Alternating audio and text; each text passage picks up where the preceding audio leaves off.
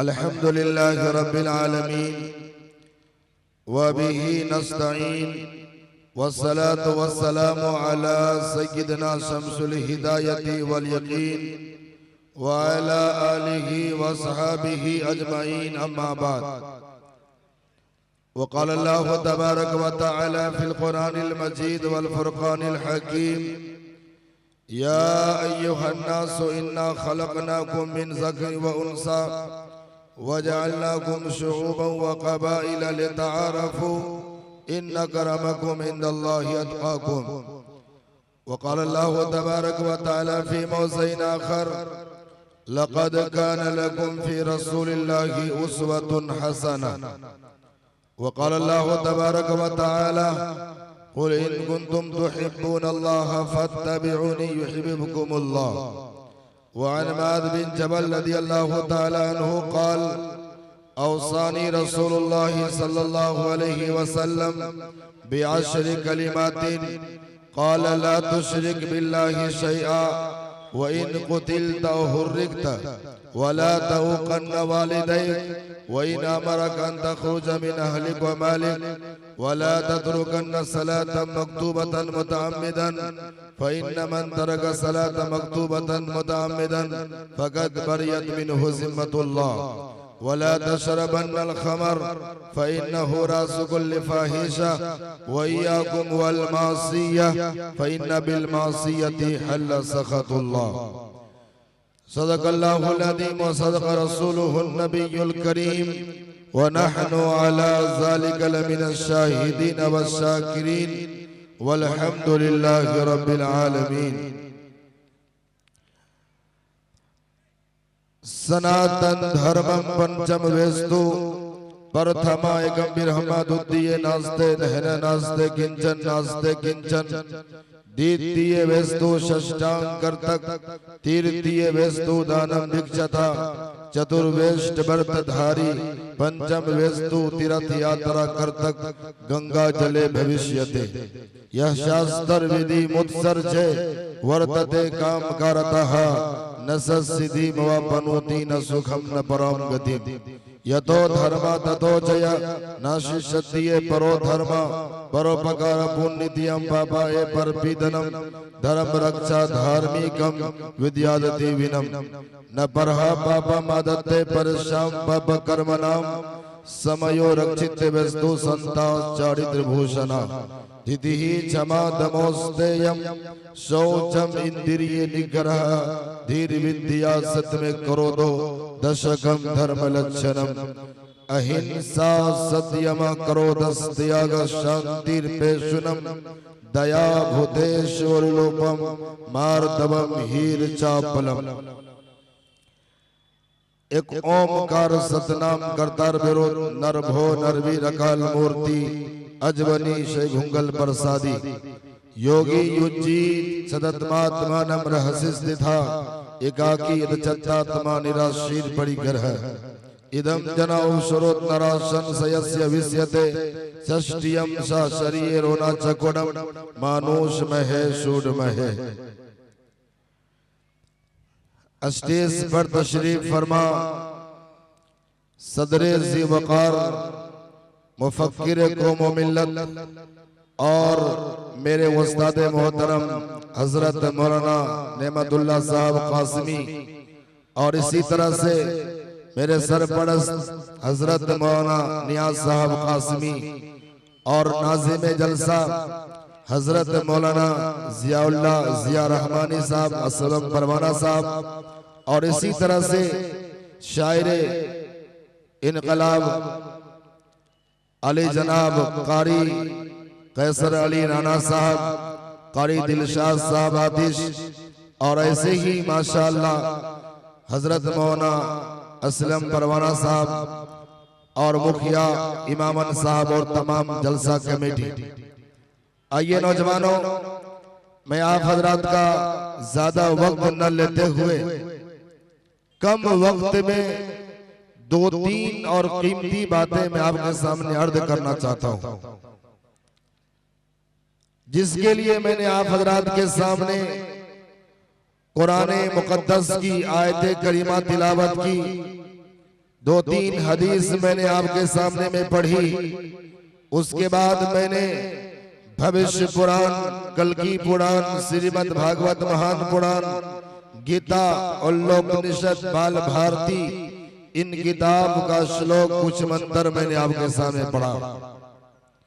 इसीलिए आज का ये जलसा कौमी यकजहती हिंदू मुस्लिम एकता सम्मेलन है। इसलिए मैं आज गीता और कुरान की रोशनी में आप तमाम हिंदू मुस्लिम भाइयों को शास्त्रों के ताल्लुक से बड़ी कीमती पैगाम देना चाहता हूं आज के इस हिंदू मुस्लिम एकता सम्मेलन के जरिए से। और आज मैं बेफिक्र और निडर होकर के इसलिए बोल रहा हूं कि मेरे सर पर हजरत मौलाना, मेरे उस्ताद मुकर्रम हजरत मौलाना नेमतुल्लाह साहब कासिमी का साया है, इसलिए कोई दिक्कत की बात नहीं है। आओ नौजवानों, एक पैगाम तो मैं आप हजरात को दूंगा कौमी यकजहती के ताल्लुक से। एक पैगाम मैं देना चाहता हूं इस नौजवान के ताल्लुक से।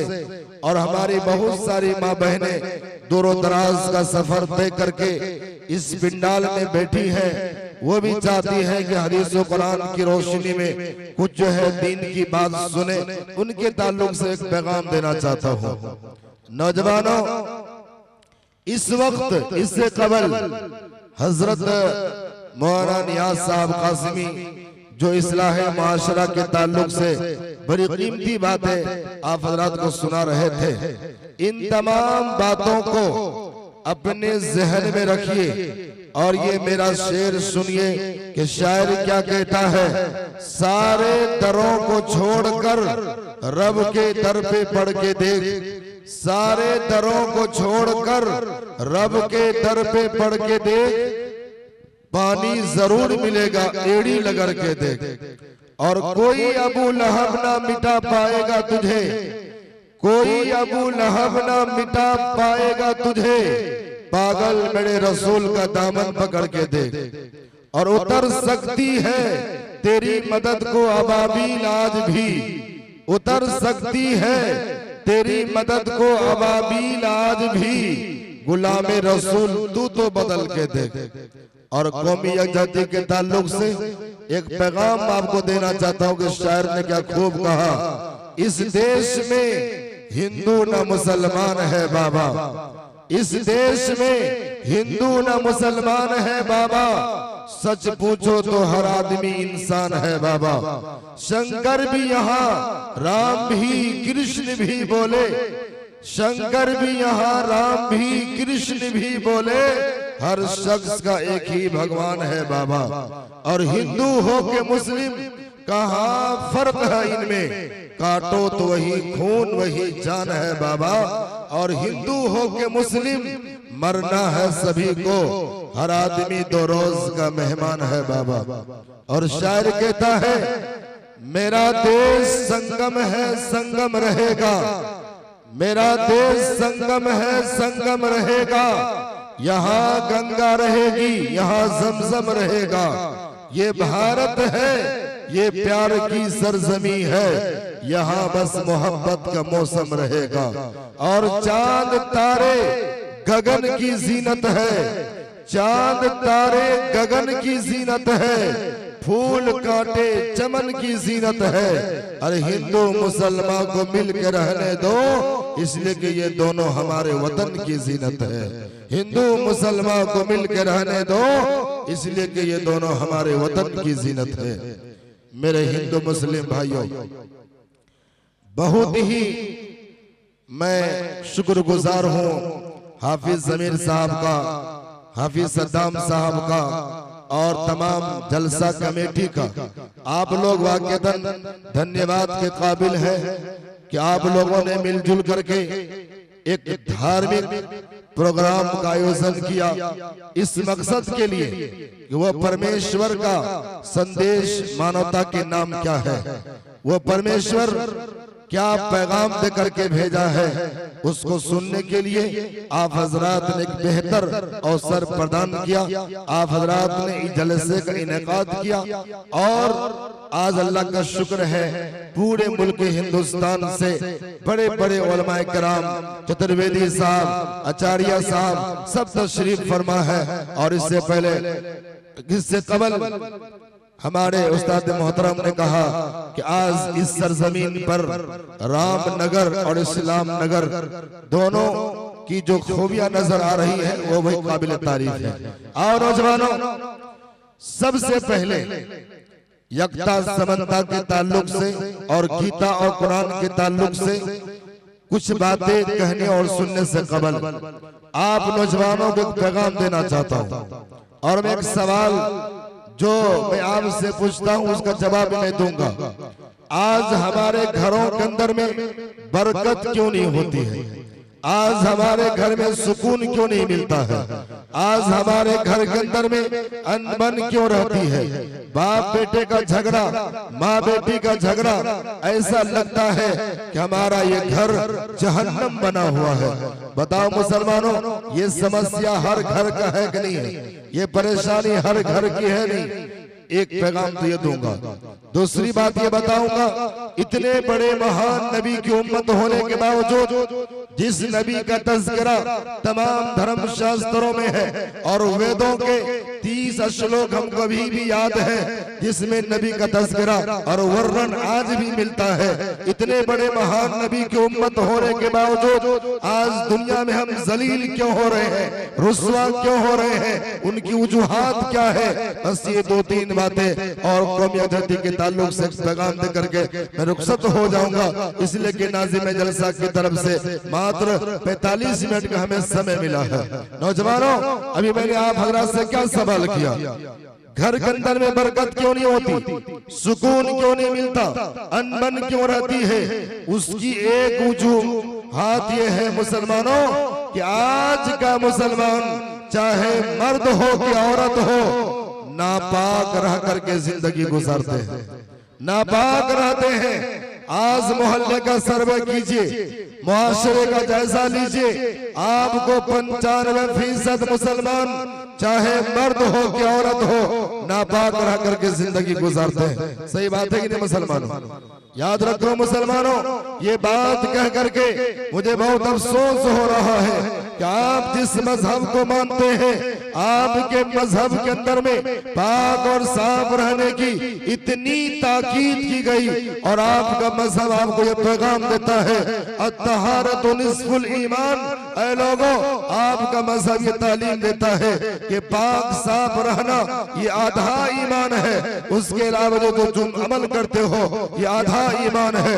ईमानदारी से बताओ मेरे मुस्लिम भाइयों, नौजवानों, जो आपका मजहब ये तालीम देता हो कि पाक साफ रहना आधा ईमान है और उस मजहब का मानने वाला 95% लोग नापाक रह करके जिंदगी गुजार रहा हो, मेरी माँ बहनों, नौजवानों, बताओ उस घर के अंदर में रहमत की और बरकत के फरिश्ते कैसे आ सकते हैं? सही बात है कि नहीं? इसलिए आज के बाद से इंशाअल्लाह ये आज़म करके उठो, अगर घर में बरकत चाहते हो, सुकून चाहते हो, तो आज जलसा से पैगाम लेकर के उठो। इंशाअल्लाह हम खुद भी पाक साफ रहेंगे और घर की औरत को भी पाक साफ रखेंगे। बोलिए इंशाअल्लाह, जोर से बोलिए इंशाअल्लाह। और एक बात और सुनो, आजकल मैंने नौजवानों को देखा है, 15 साल का नौजवान, 20 साल का नौजवान रोड के किनारे पर खड़े खड़े पेशाब करता रहता है और पेशाब के कतरे उसके जीन्स पर और पैंट पर पड़ते हैं। याद रखो मुसलमानों, मुस्लिम शरीफ की रिवायत है, एक मर्तबा हम सब के नबी जनाब मोहम्मदुर रसूलुल्लाह सल्लल्लाहु अलैहि वसल्लम चंद सहाबा को लेकर के एक जंगल से गुजर रहे थे। अल्लाह के रसूल ने कहा, ऐ मेरे सहाबा, इस जंगल में 2 बहुत पुरानी कब्र है और इस कब्र वालों को कब्र में अजाब हो रहा है। और मेरे सहाबा जानते हो, इस इसको जो कब्र के अंदर में अजाब हो रहा है, इस दुनिया में इसने बहुत बड़ा पाप नहीं किया था, बहुत बड़ा गुनाह नहीं किया था। इस इंसान का जुर्म ये था, ये इंसान दुनिया के अंदर में जानवरों की तरह खड़े खड़े पेशाब करता था और पेशाब के कतरे उसके कपड़े पर पड़ा करते थे। अल्लाह के रसूल ने यह पैगाम दिया, इस्तंज़हू मिनल बौल फ़इन्न आम्मत अज़ाबल क़ब्र मिन्हु। ऐ मेरे उम्मत के लोगों, अल्लाह के रसूल ने क्या पैगाम दिया कि पेशाब के कतरे से बचो, पेशाब के छींट से बचो, इसलिए कब्र के अंदर में आम तौर पर अल्लाह का अज़ाब इसी बुनियाद पर होता है। इसलिए मुसलमानों, मेरी माँ बहनों, इंशाअल्लाह ये पैगाम लेकर के उठिए कि जब तक हमारी जिंदगी रहेगी इंशाअल्लाह मुकम्मल पाक और साफ रहेंगे। बोलिए इंशाअल्लाह। पाक भी रहेंगे और साफ भी रहेंगे, दोनों अलग अलग चीज है। आपका घर भी साफ होना चाहिए, आंगन भी साफ होना चाहिए। आज मैं देखता हूँ मुसलमान घरों के हालात है, घरों से बदबू आती रहती। आज हमारे दरो दरवाजे पर तखाना पेशाब करने की जगह मुतय्यन नहीं होती, जिसको जहां मर्जी वहां पेशाब कर रहा है, जिसको जहां मर्जी लेटरिन कर रहा है। बताओ मुसलमानों, ऐसे बदबूदार घर के अंदर में रहमत के फरिश्ते कैसे आ सकते हैं? इसलिए पाक भी रहेंगे और साफ भी रहेंगे। बोलिए इंशाअल्लाह। अब आओ नौजवानों, दो तीन बातें और अर्ज करूंगा कि घर में बरकत क्यों नहीं होती है, सुकून क्यों नहीं मिलता है। बस एक पैगाम देने के बाद, हमारे बहुत सारे हिंदू भाई यहाँ पर बैठे हुए हैं और ये हिंदू मुस्लिम एकता सम्मेलन चल रहा है। आइए मैं आज के सम्मेलन से तमाम हिंदू मुस्लिम भाइयों को एकता और समानता के ताल्लुक से दो तीन पैगाम आप तक पहुंचाना चाहता हूं। वह पैगाम यह है मेरे हिंदू मुस्लिम भाइयों, ये धर्म के एतबार से, मजहब के एतबार से आप चाहे किसी भी धर्म को मानते हैं, आप सिख हैं, ईसाई हैं या आप कुछ भी हैं, लेकिन आज की इस मजलिस से पैगाम लेकर के जाओ, ऐ मेरे हिंदू मुस्लिम भाइयों, इंसानियत के एतबार से, मनुष्य होने के एतबार से, आदमी होने के एतबार से हम तमाम धर्म के मानने वाले लोग एक ही माँ बाप की संतान है, एक ही माँ बाप की औलाद है। हम तमाम लोगों का आपस में खून का रिश्ता है। ये बात मैं नहीं कह रहा हूँ, वो परमेश्वर अंतिम ईश्वरीय ग्रंथ कुरान के अंदर में कह रहा है। और वो परमेश्वर क्या कह रहा है? या अय्युहन्नास इन्ना खलकनाकुम मिन ज़करिन व उन्सा। ऐ मानो, ऐ इंसानों, वो परमेश्वर जिसे अरबी मूल भाषा में अल्लाह कहा जाता है और उसी अल्लाह को संस्कृत में परमेश्वर कहा जाता है। तो वो परमेश्वर ने क्या बताया? ऐ मानो, ऐ इंसानों, चाहे तुम्हारा धर्म कुछ भी हो, लेकिन तुम्हारे अंदर जो प्रेम है, जो मोहब्बत है, जो सद्भावना है, ये इस बुनियाद पर है कि मैंने तुम सबको एक मर्द से, एक औरत से, यानी कि मैंने तुम सबको एक माता पिता से मैंने तुम सबको पैदा किया है।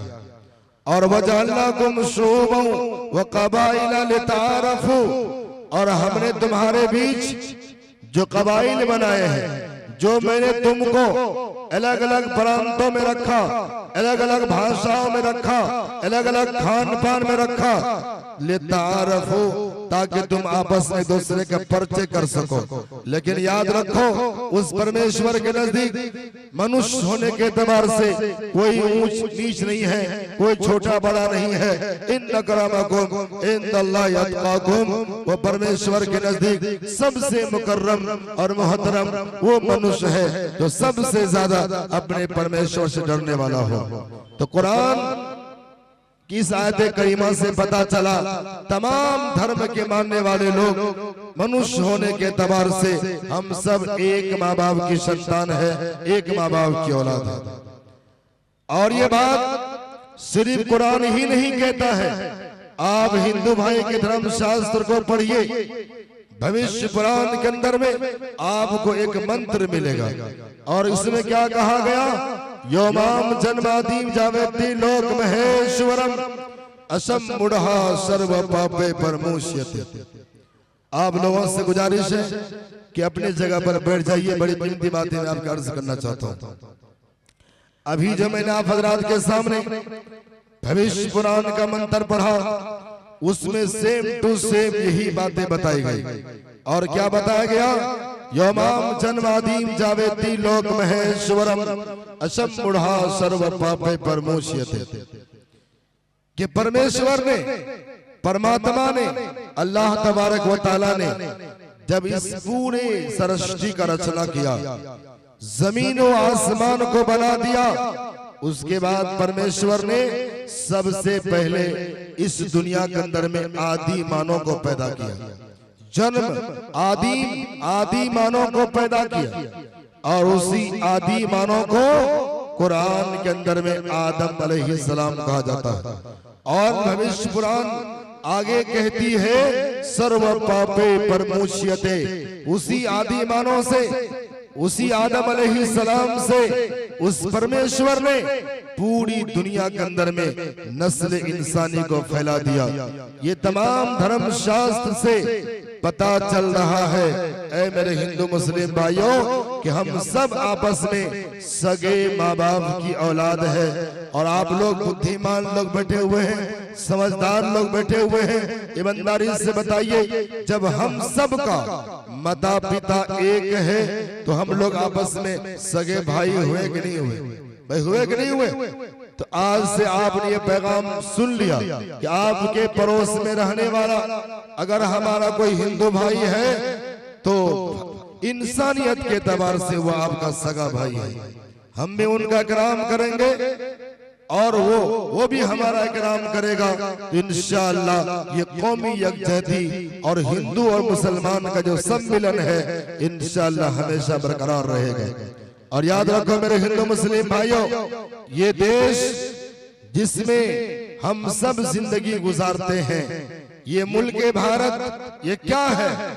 एक बागीचा है, एक गार्डन है और इसमें तमाम धर्म के जो लोग बसते हैं, ये सब धर्म का अलग अलग फूल लगा हुआ है इस बागीचे के अंदर। इस बागीचे के अंदर मुसलमान एक फूल है, हिंदू एक फूल है, सिख भाई एक फूल है, बुद्धिस्ट भाई एक फूल है। और आप सब जानते हैं कोई बाग का माली ये नहीं चाहता है कि मेरे बाग में सिर्फ रात रानी का फूल हो, मेरे बाग में सिर्फ चमेली का फूल हो। हर बाग का मालिक चाहता है कि मेरे बगीचे के अंदर में तरह तरह का फूल लगा हुआ हो ताकि वो देखने में अच्छा लगे। लेकिन उसी बागीचे में अगर कोई फूल सूखने लगता है तो वो बाग का मालिक उसकी जड़ में पानी डालता है ताकि वो दरख्त फिर से हरा भरा हो जाए और वो फूल से फूलने लगे। ऐसे मेरे हिंदू मुस्लिम भाइयों, ये हमारा देश, ये बागीचा है और इसमें तमाम धर्म के मानने वाले लोगों का अलग अलग फूल लगा हुआ है। और इस बागीचे का मालिक हमारे देश के पीएम होते हैं, स्टेट के सीएम होते हैं, ये उनका काम होता है। इस बागीचे में जितने भी फूल लगे हुए हैं, कोई फूल मुरझाना ना पाए, कोई फूल सूखना ना पाए। और जो फूल सूख रहा हो उसको उखाड़ कर फेंकने के बजाय उसके जड़ में पानी डालने की जरूरत है। जब उसकी जड़ में पानी डाला जाएगा और जब इस देश में और इस बागीचे में लगा हुआ तमाम धर्म का फूल ऐसे हरा भरा रहेगा। याद रखो मेरे हिंदू मुस्लिम भाइयों, जिस तरह से हमारे देश की एकता और समानता की तारीफ पूरी दुनिया के अंदर में की जाती है, जब तक इस बागीचे के अंदर में हर फूल लगा रहेगा, हर फूल महकता रहेगा, इंशाअल्लाह आगे चल करके भी हमारे देश की ऐसे ही तारीफ की जाएगी। बस इस बात की जरूरत है, इस बागीचे में लगाए हुए तमाम फूल को बचाने की जरूरत है। इंशाअल्लाह ये मिलजुल करके हम सब करेंगे, बोलिए इंशाअल्लाह। और मेरे हिंदू मुस्लिम भाइयों, बाल भारती एक छोटी सी पुस्तक है, उससे बड़ी अच्छी बात लिखी और उसमें क्या कहा गया? यतो धर्मा ततो जया, नासी सत्ये परो धर्मा। कहा कि दुनिया में जितने मनुष्य हैं चाहे उसका धर्म और मजहब कोई भी हो। तो कहा कि जो मनुष्य धर्म शास्त्र के अनुसार जीवन बिताएगा, यतो धर्मा ततो जया, जो लोग धर्म पर चलेंगे, धर्म अनुसार जीवन यापन करेंगे, तो कहा कि वही व्यक्ति यहाँ भी कामयाब होगा और मरने के बाद भी कामयाब होगा। धर्म क्या है और धर्म हमें और आपको क्या पैगाम देता है, दो तीन बातें सुनिए। उसके बाद जब मैंने दूसरी किताब का मुताला किया, एक किताब मेरे सामने आई जिस किताब का नाम है मनुस्मृति। जो मनुस्मृति समझिए हमारे हिंदू भाइयों के संविधान की किताब है। उसके खंड 3 को जब मैंने पढ़ा कि जब बाल भारती ये कह रही है कि वही मनुष्य, वही इंसान इस दुनिया में कामयाब है जो शास्त्रों के अनुसार, जो धर्म के अनुसार जीवन यापन करेंगे। जब मैंने उस किताब को पढ़ा तो उसमें मुझे एक बात मिली और एक मंत्र मुझे मिला, धिति ही क्षमा दमोस्तेयम शौचम इंद्रिय निग्रह धीर विद्या सत्य में करो दो दशकम धर्म लक्षणम। कहा कि दुनिया के अंदर में वही मनुष्य धार्मिक हो सकता है जिस मनुष्य के अंदर में ये 10 बातें पाई जाएगी। जिसके अंदर में ये 10 बातें नहीं पाई जाएगी वो इंसान धार्मिक नहीं हो सकता। और इस मनुस्मृति के खंड 3 के अंदर में जो 10 बातें बयान की गई है मेरे हिंदू भाइयों, सेम टू सेम वही 10 बात हदीस पाक में भी बताई गई। एक धार्मिक बनने के लिए क्या क्या चीज चाहिए, तो मनुस्मृति के खंड 3 में कहा कि एक अच्छा धार्मिक बनने के लिए सबसे पहले आपके अंदर में 10 बातों का होना जरूरी है। जिस बात का तज़किरा अभी मैंने आपके सामने में किया। सबसे पहली बात, धार्मिक वही आदमी होता है, कहा कि सबसे पहली बात है कि धिति ही, वो आदमी पर कोई मुसीबत आती है, कोई परेशानी आती है तो वो इंसान खुदकशी नहीं करता है, अपने जान को आग में डाल करके मारता नहीं है, बल्कि वो इंसान धिति ही तहम्मुल करता है, बर्दाश्त करता है। और उसी को अगर हम कुरान के भाषा में कहे तो उसी को सब्र कहा जाता है। कहा कि धार्मिक आदमी जब मुसीबत आती है, परेशानी आती है तो वो घबराता नहीं है, बल्कि वो सब्र करता है। तो अगर आपके अंदर में सब्र है, ये पहली सिफत एक धार्मिक होने के लिए। दूसरी सिफत क्षमा। कहा कि धार्मिक आदमी वही होते हैं जो क्षमाशील होते हैं, जिसके अंदर में क्षमा करने की आदत हो, माफ करने की आदत हो। आप गांव के समाज के अंदर में रहते हैं, किसी मनुष्य से आप कोई गलती हो गई, उसको आप फौरन माफ कर दीजिए। और इस दुनिया में सबसे ज्यादा क्षमाशील अगर कोई गुजरे हैं तो वो हम सब के नबी जनाब मोहम्मदुर रसूलुल्लाह सल्लल्लाहु अलैहि वसल्लम की जात अक़दस। 13 साल तक मक्का के सरजमीन पर हमारे और आपके नबी सल्लल्लाहु अलैहि वसल्लम और उनके मानने वाले पर जुल्म होता रहा, अत्याचार होता रहा, रास्ते में कांटे बिछाए गए, लेकिन अल्लाह के रसूल ने किसी से बदला नहीं लिया। इससे बड़ा क्षमाशील और क्या हो सकता है। मेरे भाइयों, अब मेरे हिंदू भाई अपनी किताब को पढ़ो। एक किताब का नाम है वाल्मीकि जी की रामायण। उसके अंदर में लिखा है, देखो क्षमाशील क्या होता है। क्षमाशील उसके अंदर में लिखा है, जब रामचंद्र जी वनवास में थे, और मैं पूरी कहानी नहीं बताऊंगा इसलिए कि सब लोग जानते हैं कि राम जी वनवास में क्यों गए थे।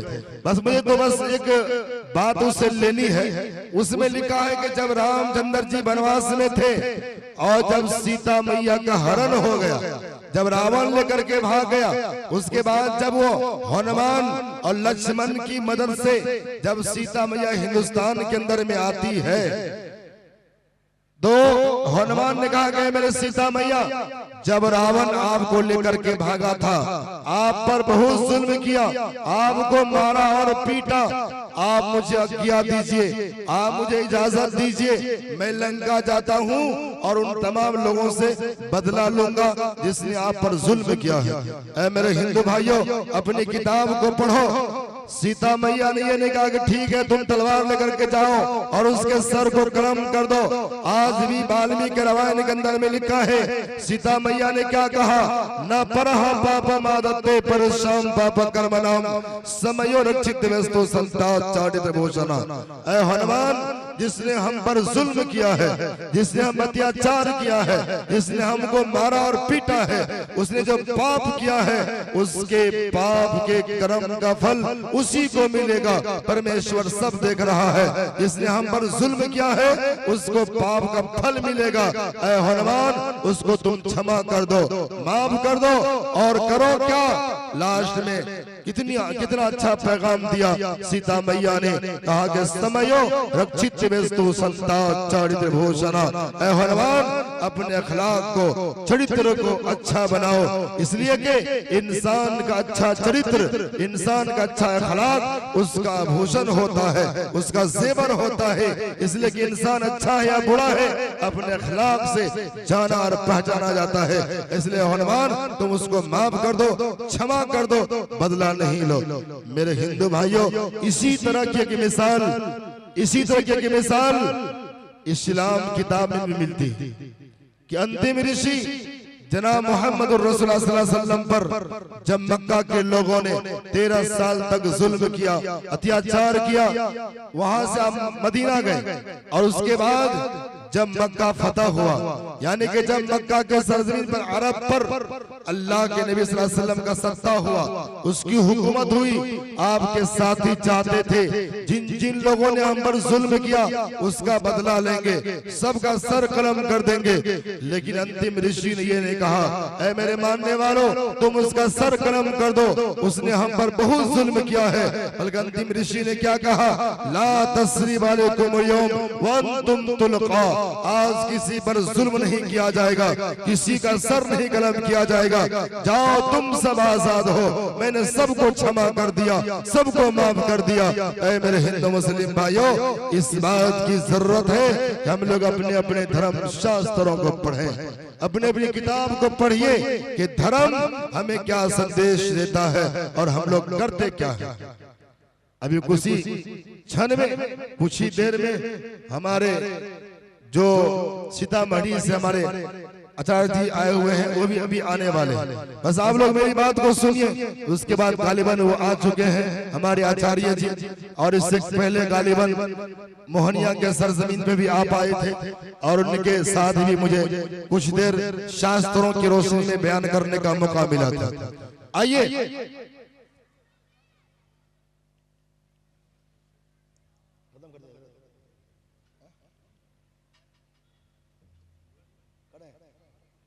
चलिए। अच्छा, बस मैं आप हजरात को धर्म क्या होता है वो बता रहा था। बड़ी खुशी की बात है, वाकईतन आज हिंदू मुस्लिम एकता सम्मेलन चल रहा है। तो मैं आप हजरात के सामने मनुस्मृति के खंड 3 में जो धार्मिक होने के लिए जो बातें चाहिए उनको मैं आपके सामने अर्ज किया, और मैंने क्या कहा, धिति ही क्षमा दमः। तीसरे नंबर पर आता दमः। दमः का अर्थ होता है अपने इंद्रियों का दमन करना। क्या मतलब, आपका ये हाथ, आपका पैर, ये आंख गलत दिशा में नहीं जाए, आप अपने पैर से गलत जगह पर नहीं जाइए, आपकी आंख से अपने माँ बहन बेटी के अलावा किसी पर आपकी नजर न पड़े, इसको कहते हैं दमः करना। क्या कहा कि धिति ही क्षमा दमोस्ते दमः अस्तियम। अस्तियम का अर्थ होता है चोरी नहीं करना। तो मालूम हुआ कि जो आदमी चोरी करता है वो धार्मिक नहीं हो सकता। चोरी नहीं करना। शौचम। शौचम का अर्थ होता है अपने तन और मन को शुद्ध करना। आपका तन भी ठीक होना चाहिए, आपका मन भी ठीक होना चाहिए। आपका तन तो ठीक ठाक है लेकिन मन ठीक नहीं है, आप धार्मिक नहीं हो सकते। जैसा कि हमारे कबीर दास ने अपने दोहा में बहुत पहले कहा था, और क्या कहा था? माला फेरत जुग भया फिरा न मन का फेर, माला फेरत जुग भया फिरा न मन का फेर, कर का मन का डार दे मन का मन का फेर, मन का मन का फेर। कबीरदास ने क्या पैगाम दिया था? माला तो बरसों से पढ़ रहे हो, राम राम जप रहे हो, अल्लाह अल्लाह पढ़ रहे हो, लेकिन मन के हेरा फेरी खत्म नहीं कर रहे हो। मन में क्रोध है, गुस्सा है, और एक भाई से बदला लेने की सद्भावना क्या बोलते हैं प्लानिंग हो रही है। तो कहा कि अपने हाथ का माला छोड़ करके पहले हृदय का माला फेरिए, दिल को शुद्ध बनाइए, पवित्र बनाइए, तब जाकर के आपके हाथ के माला फेरने से कुछ काम आएगा। सही बात है कि नहीं बात? और यही बात आपकी किताब भी कहती है।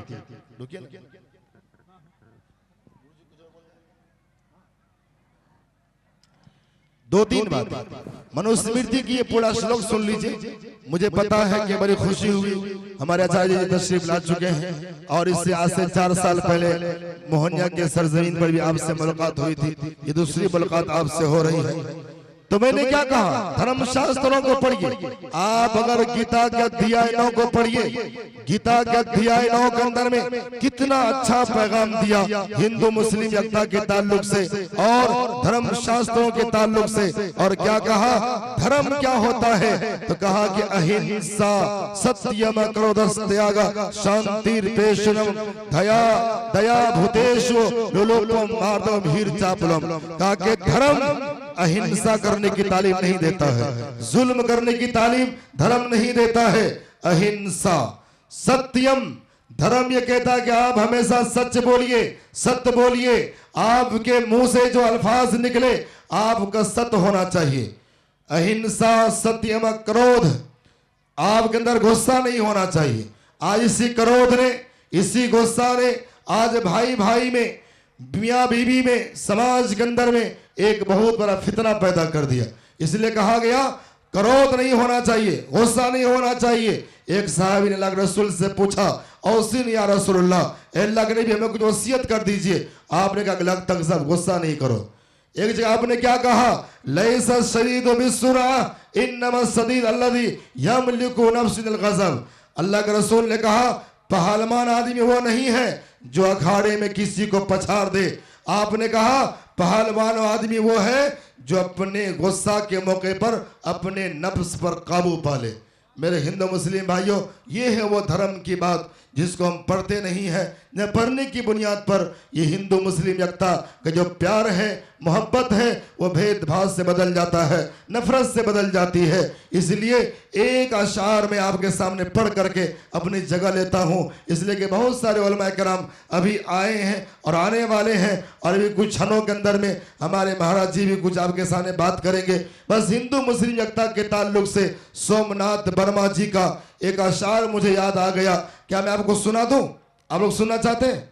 देखिए सोमनाथ वर्मा ने हम हिंदू मुस्लिम भाइयों की एकता से कितनी अच्छी बात किताब के अंदर में लिखी। और क्या कहा? सारा जग छूटे तो छूटे, अरे सारा जग छूटे तो छूटे, अरे दया धर्म मत छोड़। सारा जग छूटे तो छूटे, अरे दया धर्म मत छोड़। और जिसने किया है जग की रचना उससे नाता जोड़, ए लोगो उससे नाता जोड़। और बन के मनुष्य आया है जग में, क्यों तो गया ये भूल। बन के मनुष्य आया है जग में, क्यों तो गया ये भूल। और इस जग से बनी की फुलवारी, उसका मनुष्य है फूल, ए लोगो उसका मनुष्य है फूल। माशाअल्लाह हमारे सरपरस्त आला ने इनाम से नवाजा है, अल्लाह की नवाजिश कबूल फरमाए। लास्ट बात सुनिए कितनी अच्छी बात, क्या पैगाम दिया सोमनाथ वर्मा ने?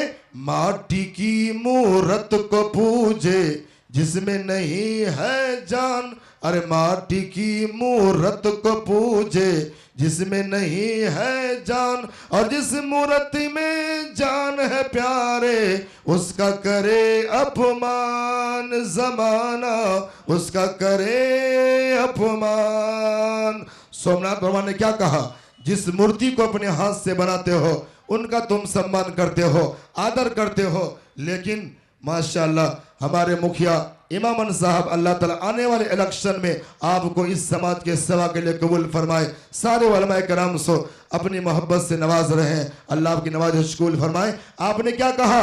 जैसे तुम अपने हाथ के बनाए हुए इन मूर्ति का सम्मान करते हो, ऐसे परमेश्वर परमात्मा के बनाए हुए इन मूर्ति का भी सम्मान करो जिसे परमेश्वर ने अपने हाथों से बनाया है।